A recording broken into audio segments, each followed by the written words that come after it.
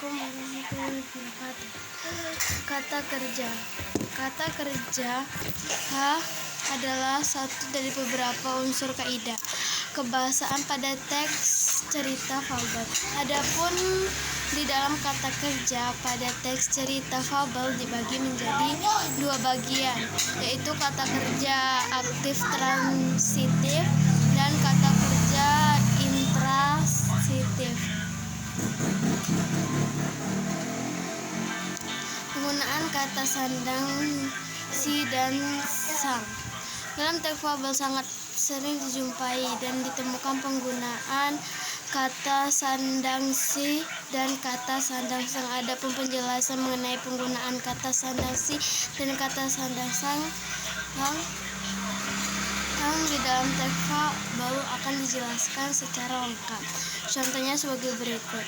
Sang kerbau berkeliling hutan sambil menyapa binatang-binatang yang berada di hutan tersebut. 3. Penggunaan kata keterangan tempat dan waktu.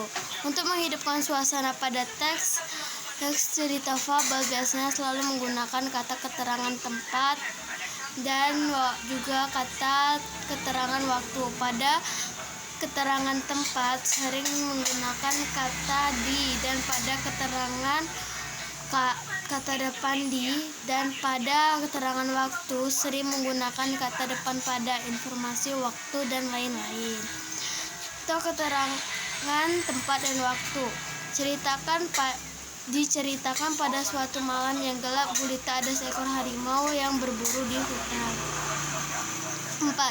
Kata hubung, kemudian dan akhirnya.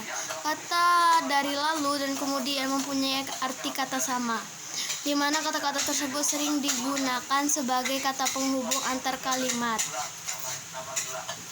dan juga sebagai penghubung intra kalimat. Berbeda dengan akhirnya yang sering digunakan dalam penyimpulan dan pengakhiran informasi pada paragraf maupun teks, baik itu teks fabel maupun teks cerita lainnya. Contoh kata hubung kemudian dan akhirnya. Contoh kata hubung lalu, kemudian, dan akhirnya. Setelah melihat dengan mata kepala sendirinya, Aisyah berlari dengan cepat kemudian menghampirinya, lalu memeluk ibunya dengan erat karena setelah lama tidak berjumpa kepada ibunya. Assalamualaikum warahmatullahi wabarakatuh.